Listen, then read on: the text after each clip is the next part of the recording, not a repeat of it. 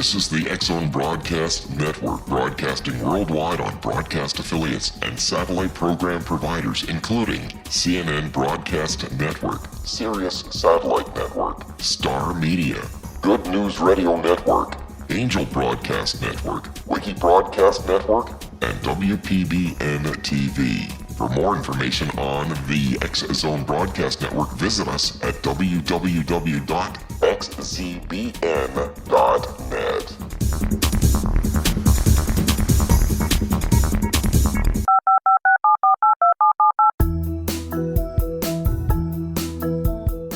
Did you know that when you're on the road with limited data or Wi-Fi, you can still listen to the X-Zone Radio Show with Rob McConnell, The Science of Magic with Gwilda Wiyaka, X-1, Dimension X, Space Patrol, and every minute of the X-Zone Broadcast Network by calling 213-401-0080, courtesy of Audio Now. No smartphone, app, or internet needed. It saves your data plan, and it's free if you have unlimited minutes. Call 213-401-0080 to listen on any phone, anytime, anywhere. Remember, 213-401-0080 for the best of the paranormal, parapsychology, and sci-fi radio programming anywhere, 24/7, 365. Oh, I love Neil Sedaka, a good Canadian boy from Ottawa, as a matter of fact. But, you know, we're not going to be talking about calendar girls in this hour. We are going to be talking about the calendar. We're going to be talking about December the 21st, 2012, the end of the Mayan calendar. And, you know, that date has got so many people wondering what's going to happen. In fact, there's a movie coming out in a couple of weeks all about 2012 and the massive destruction that's going to be caused worldwide. I don't believe it's going to be like that, X-Zone Nation. I believe that, like everything else, where there's an ending, there's a beginning. And, you know, I had a prophetic dream one night, and I dreamt I was going up one of the ancient Mayan pyramids, and at the top there was a man sitting there, and he was working on the Mayan calendar. And I said to him, why does the Mayan calendar end on December the 21st, 2012? And he looked at me and he said, we ran out of ink. That's really not what happened, though. So I'm sorry, I couldn't help that one. My guest this hour at X-Zone Nation is a gentleman who's going to be talking to me about the impact of 2012. His name is William Gladstone, and he is an expert on the implications and impact of 2012 and ancient religions. He's traveled around the world researching for and setting up the international productions of Rod Serling's In Search of Ancient Mysteries and other projects, including In Search of the Historical Jesus. As a literary agent, he has worked with some of the most respected and influential authors of our time, including Eckhart Tolle, Deepak Chopra, Barbara Marx Hubbard. And throughout his career, William Gladstone has also worked with prominent visionaries, including Tom Anderson, founder of MySpace, Peter Norton, founder of Norton Computing, and Linus Torvalds, creator of the Lynx operating system. He attended Yale College and earned a graduate degree in cultural anthropology from Harvard University. And he resides in Cardiff-by-the-Sea in California, but he's in Toronto, Ontario today. Craig Webb, who's going to be with us tomorrow, contacted me yesterday and said, Rob, you have to bring William Gladstone onto the X-Zone because the X-Zone Nation will hear what the truth about 2012 is. And there's the key word, truth. And joining me now from Toronto is William Gladstone. And William, welcome to the X-Zone. Thank you very much for taking time out of your very busy schedule while you're here in Canada to be with us tonight here on the show. Well, it's a pleasure to be on your show, and I love your intro of The Calendar Girl, one of my favorite songs. And I'm sorry to disappoint your listeners, but it's a total fantasy. There was no ink 4,000 years ago when the Mayan calendar was created, and it was created on rocks and chiseled and not written. And it's a round calendar, so it wouldn't have run out of ink anyway. Oh. But it does end on December 21st, 2012. And why it ends on December 21st, 2012 is a true mystery. And though there are many theories, no one can say with certainty why it ends on December 21st, 2012. Many people have fantasized and misinterpreted the true Mayan belief that the time of December 21st, 2012 is the end of a cycle. And think of the telephone tag game. When you tell somebody something, they tell somebody, and after 10 people, the message is not exactly the same. Well, think of that times 4,000 years, because there's nobody alive on this planet today who was here when the Mayan calendar was created, including the Mayans. Including, well, there's Mayans alive, people of Mayan genetic, but in terms of the main civilization did disappear. William, please stand by. You and I have to take a 2-minute commercial break. It's going to be an exciting hour. William, thank you very much for joining us tonight. Okay. Exonation, www.12thebook.com. That's number 12, 12thebook.com. William Gladstone and I will be back on the other side of this 2-minute commercial break as we continue live and around the world from our studios in Hamilton, Ontario, Canada, right here on Talkstar. And you know what, Exo Nation? I thought they used ink. What do I know? I guess they got their rocks off, though. We'll be back on the other side as we continue.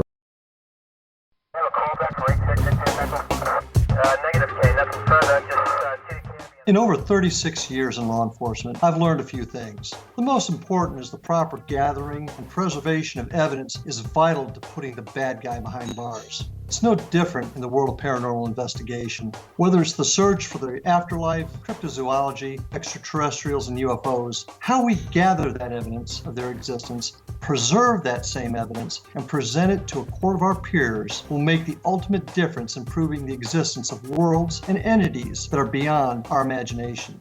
Come with me on a journey that seeks to prove with undisputable evidence what man has struggled to believe for centuries. Join me, Larry Lawson, host of the Paranormal Stakeout, coming to the X-Zone Broadcast Network. Check out the broadcast schedule for Paranormal Stakeout with yours truly, Larry Lawson, at www.xzbn.net.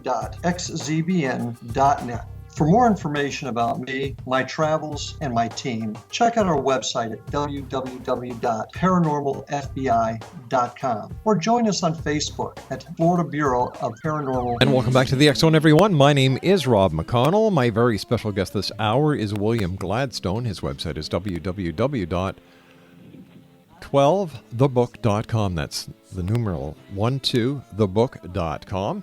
And William, when and how were you first introduced to the concept of 2012?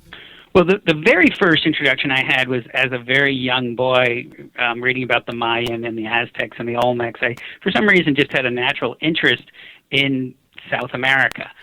Later, when I was in my early teens, I studied Spanish and ended up living in Spain. And then when I came back, I actually majored in Spanish literature. And so I was always very interested in Latin America, and that was my early interest.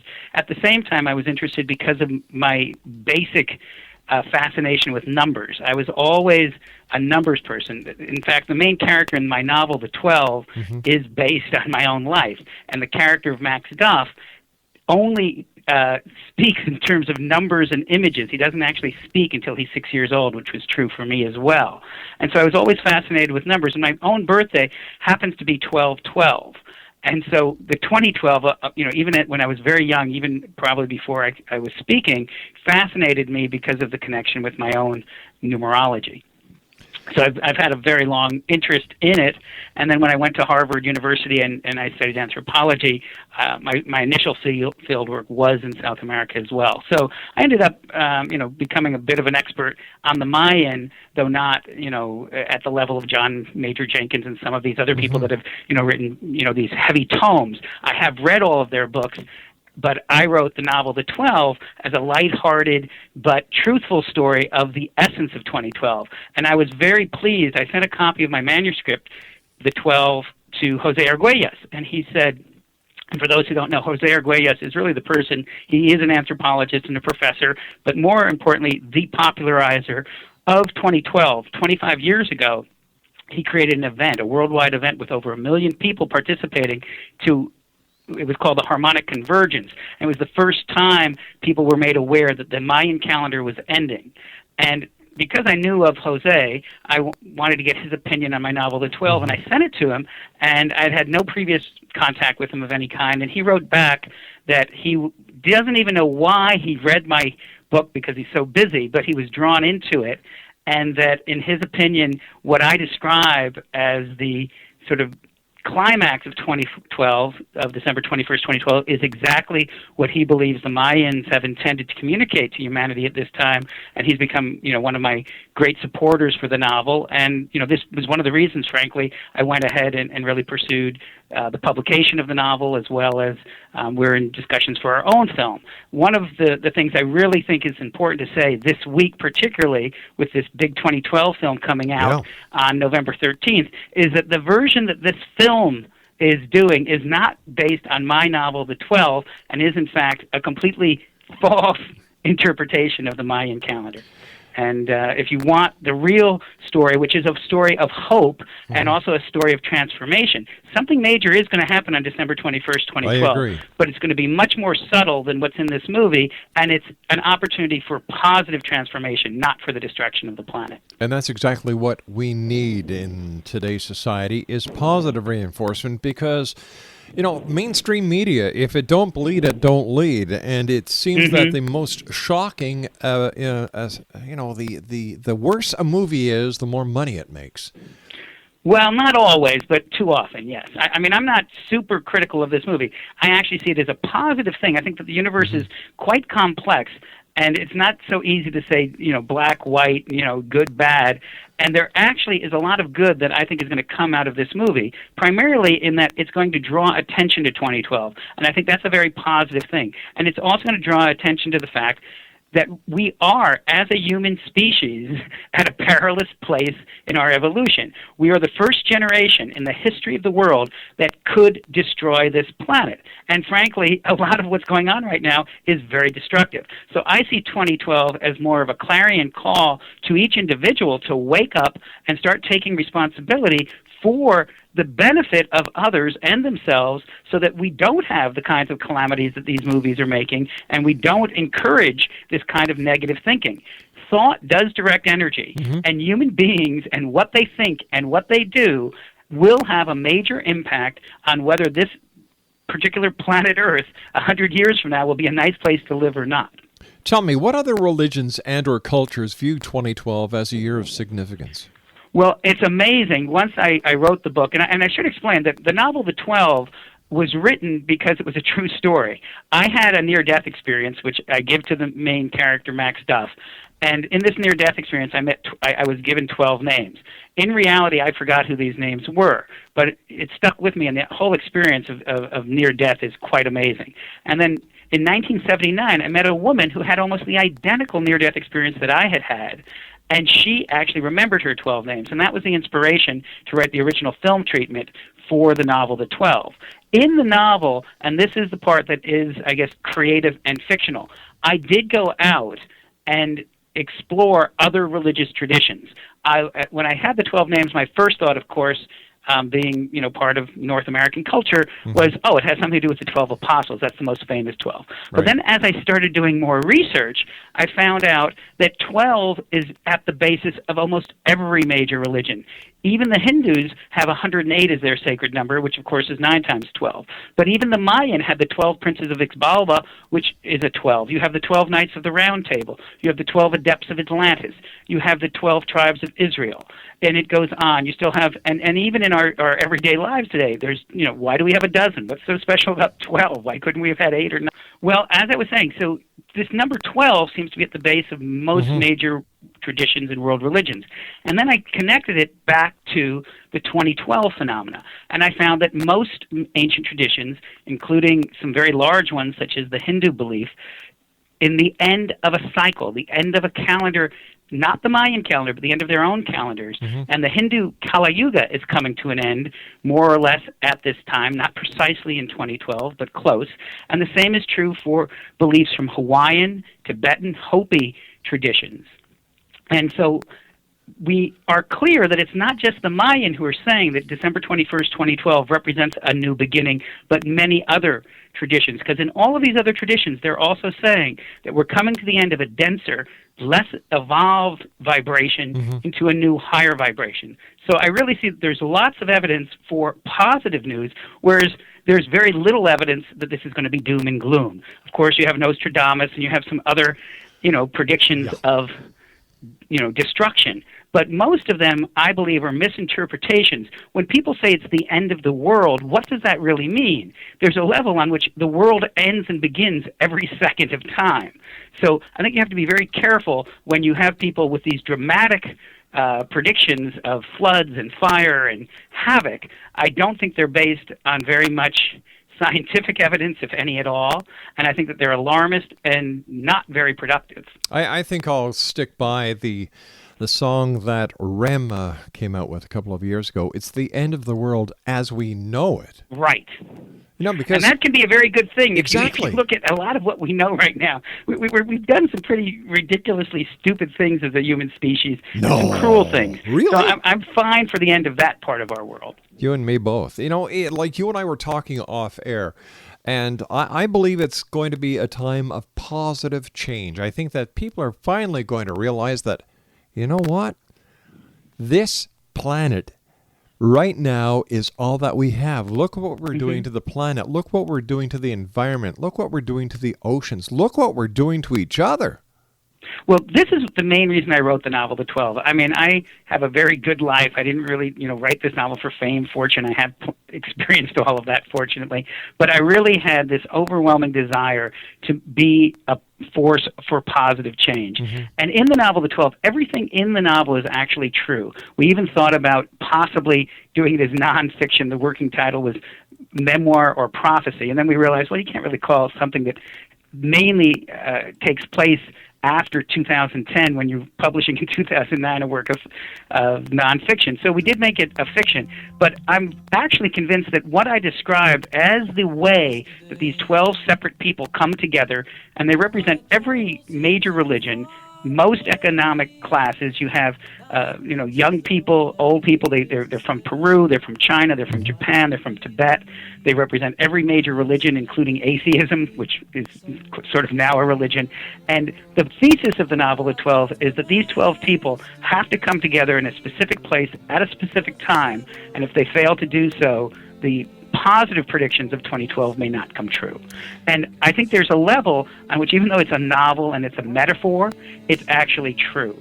It's really up to human beings to realize that they have to come together. And for some reason, groups of 12 seems to be the optimal way of doing it. And we actually have created some websites, planetchange.tv and planetchange2012.com, where we're actually organizing over 1 million groups of 12 to come together throughout this planet to focus first on cleaning up their interior space, and then working together in their communities for positive change in their communities that can be communicated through the internet instantly to millions and tens of millions and hopefully hundreds of millions of people. Stand because by, it really William. is You and I have possible. to take our commercial break with the news at the bottom of the hour. William Gladstone is our very special guest. www.12thebook.com. That's number 12thebook.com.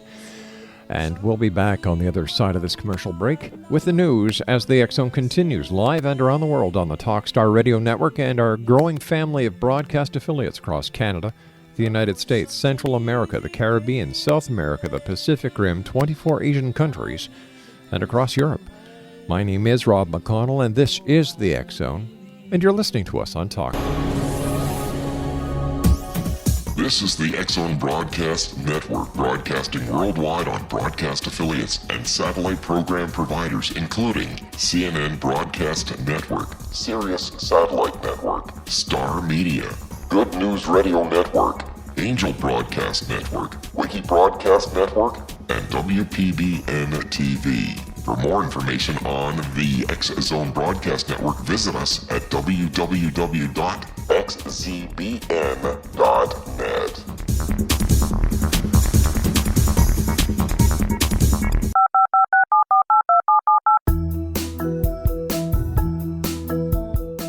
Did you know that when you're on the road with limited data or Wi-Fi, you can still listen to the X Zone Radio Show with Rob McConnell, The Science of Magic with Gwilda Wiyaka, X-1, Dimension X, Space Patrol, and every minute of the X Zone Broadcast Network by calling 213-401-0080, courtesy of Audio Now. No smartphone, app, or internet needed. It saves your data plan and it's free if you have unlimited minutes. Call 213-401-0080 213-401-0080 to listen on any phone, anytime, anywhere. Remember, 213-401-0080 for the best of the paranormal, parapsychology, and sci-fi radio programming anywhere, 24/7, 365. It's the end of the world as we know it. You know what? It's about time, because this world, the way we know it right now, it's in one hell of a mess. You know, you've got a bunch of people sitting around with their fingers on the nuclear button. You've got other people who are just causing chaos when it comes to something as simple as healthcare. You know, you've got an economy that is going downhill in a hurry. But for every down in life, there's always an up. And we're talking about positive reinforcement. I believe, looking at a glass, it's never half empty. It's always half full. I am the eternal optimist. I see good in everyone. I would rather say, you know what? This guy or this gal, they've got some good in them, instead of saying they're a rotten, no good for nothing, blah, blah, blah, blah, blah, blah. Too many people look at life in total negative. I like to look at it as we're part of a growing process, that we're learning from our mistakes, and that we will survive. We will take care of this planet. We are going to one day unite globally, understanding that we are all part of the same planet. Are we our brother's keeper? You bet we are. What will happen?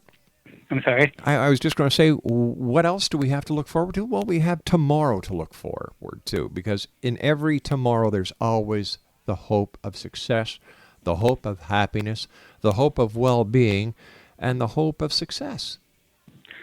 Well, I really endorse everything you're saying, and it's even better than you're saying. The reality is human beings can have an even more joyful existence than any generation in the history of the world. Mm-hmm. We've gotten off track, and so much of what human beings have been spending their time doing is creating some great gadgets and some great structures and institutions, but those gadgets, structures, and institutions have kind of become an end in themselves that have gotten away from the real human needs and the real joy that comes from being human, from being creative, from working together, and from creating great beauty. And those types of joys do not require the destruction of this planet or not. excess, exploitation of others or of the resources of this planet. Mm-hmm. And I think that we instinctively know this, but somehow we've gotten away from what we know. And I actually see the emergencies that are plaguing this planet. Every day you hear about them, because the news does report on them, as an opportunity for emergence. This is my good friend Barbara Marx Hubbard's statement. She's the founder of Coevolution Foundation. And she has really put a great phrase together. When you have an emergency, you have an opportunity for something new to emerge. If things are just sort of mildly bad, you kind of put up with it, but you don't really change. This is true if you look at in terms of health, like it's when a fever breaks that you get something new and health comes. Mm-hmm. And it's the same, I believe, on the macro. We are, as a human species, experiencing some dire emergencies. But I see this as kind of part of what Barbara calls a new birth, the new universal human with a greater awareness and a greater higher consciousness is emerging at this time. And I would say that there's already millions of people who are at this level, and that the whole goal right now of 2012, and why December 21st, 2012 is such a window of opportunity, is that hundreds of millions of additional people can walk through to the state of higher awareness. And my novel, The 12, really has been written as the easiest way to start the process. You don't need to be into spirituality. You don't need to be into religion. You don't need to be into meditation. You don't need to be into anything other than enjoying a good story. But somehow, magically, this story in The 12 does touch people deeply and does make people aware that every moment of life is filled with potential magic, that synchronicities abound, and that each and every human being potentially is the most important human being on this planet to ensure a positive destiny for all mankind.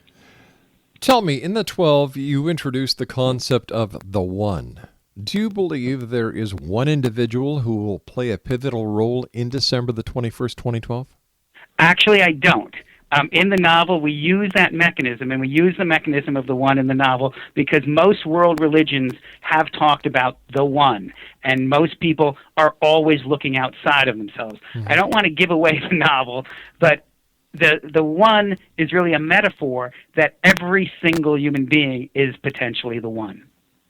Every single human being carries part of whatever divine spark created this universe, and collectively, all human beings together are the one.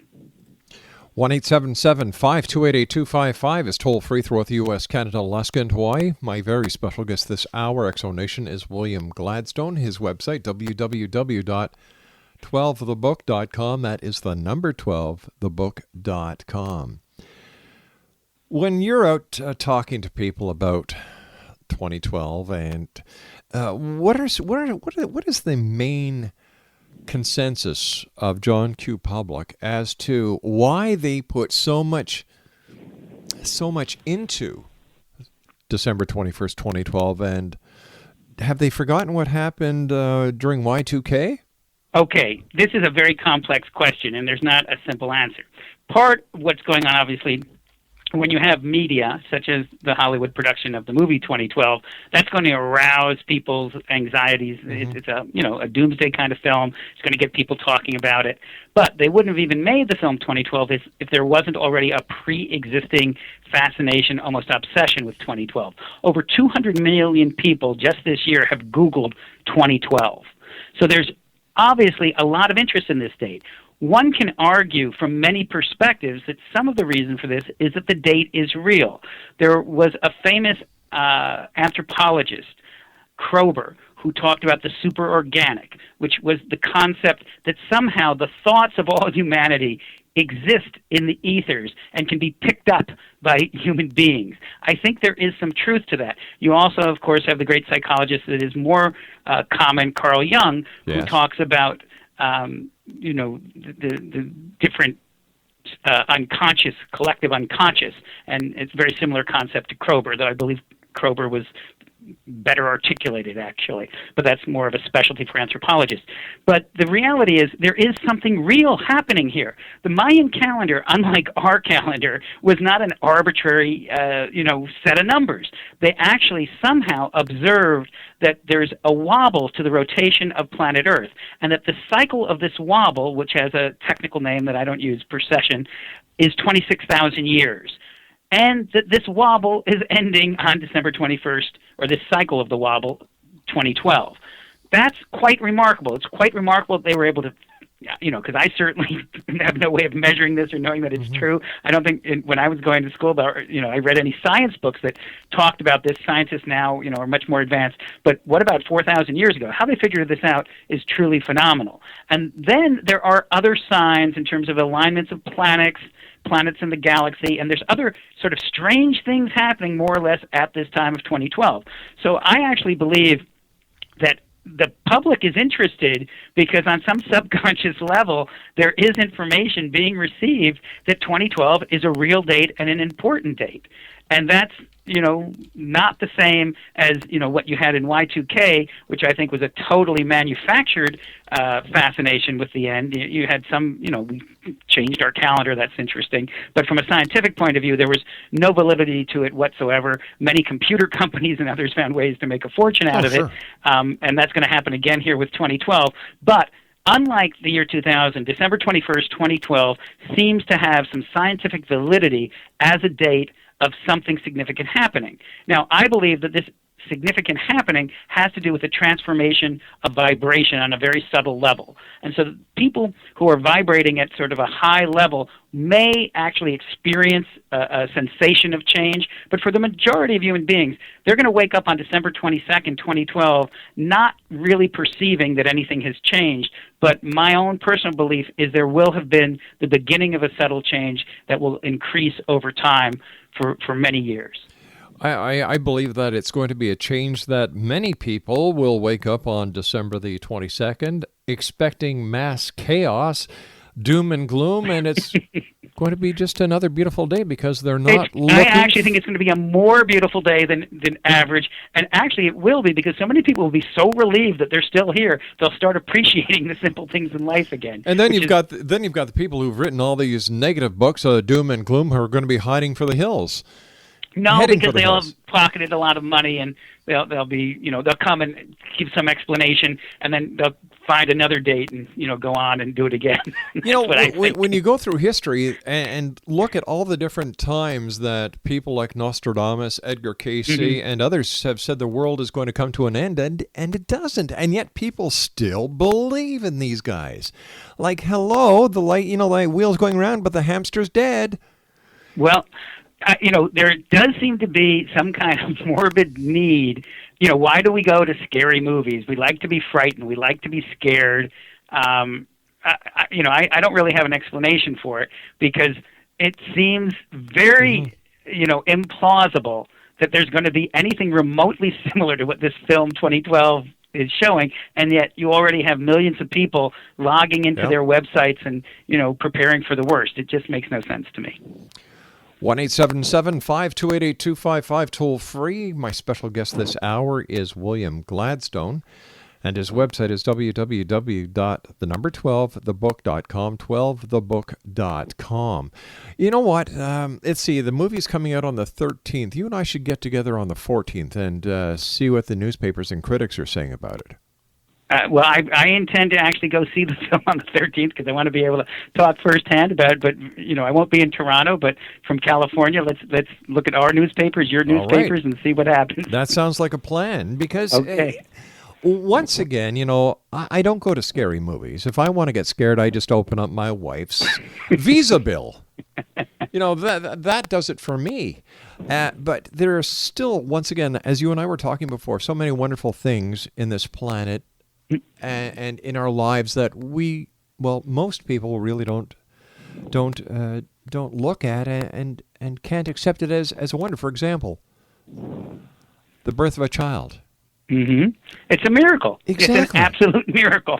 Right. Every time, for every human being, it's a miracle. We don't need to go outside looking for paranormal or spiritual miracles. There are so many that... Well, one of the things I actually say in the novel, The 12, is that the highest form of spirituality is experiencing joy. If there is, in fact, one divine intelligence in the universe or a creator, wouldn't such a divine intelligence want to experience joy in as many myriad forms as possible? And therefore, your true spiritual goal and service is to experience joy in your life. And whether that's through, the birth of a child, a walk in the park, a good meal, a nice smile. I mean, it's very simple. And just experiencing joy is probably the ultimate spiritual experience any human being can have. All right, stand by, William. You and I have to take our final break for this hour. X-Zone Nation, my very special guest is William Gladstone. He is the author of... Are you ready for this? Okay. It's a book called The 12. It's about 2012. It's about looking at things in a positive manner. I love it. I can hardly wait to get it and read it. And William and I will be back on the other side of this commercial break as we do continue right here on Talkstar. 1-877-528-8255 is toll free. My email address is xzone@talkstarradio.com. On MSN Messenger, talkstarradio@hotmail.com, and our websites, www.xzoneradio.com and xzonetv.com. I'll be back on the other side of this commercial break as we continue on Talkstar with our special guest this hour, William Gladstone, the author of The 12. www.12thebook.com. That's number 12thebook.com. Don't go away. Negative K, nothing further.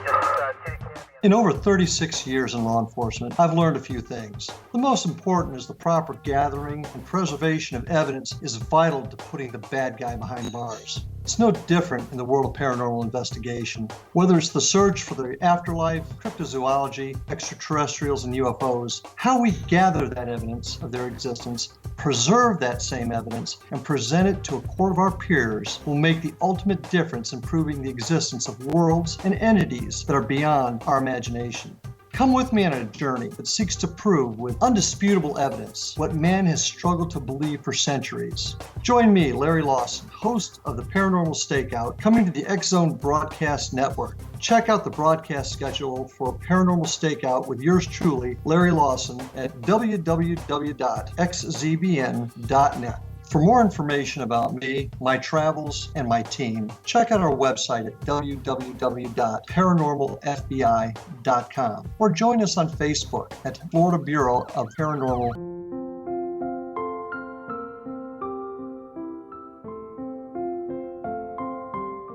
I am Dr. Carl O'Helvey, founder, president of a new cancer foundation focusing on evidence-based physical, mental, and spiritual interventions, including natural cancer cures, prayer, meditation, affirmations, nutrition, and other related holistic cancer prevention and cure modalities.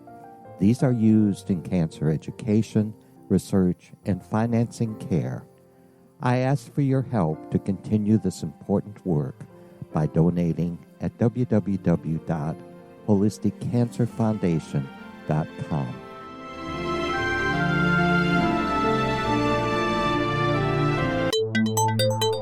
You're listening to the X Zone Broadcast Network, www.xzbn.net. www.12thebook.com is the website. My special guest this hour is William Gladstone. He is the author of The 12.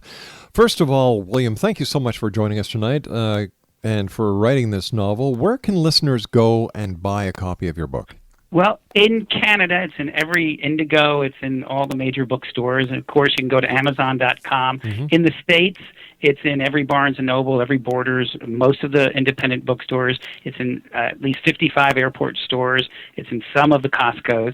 So it's really pretty much everywhere. You can also just go to that website, www.12thebook.com, and they'll link you to where you can purchase the book in your local area. Also, there's a nice little 2.5-minute video that sort of gives you an intro into the book. And one of the things I do want people to know, it's not a heavy, serious book. It's really very lighthearted. There's sex right away in the beginning of the book to get your attention. Whoa, hold on. Hold on.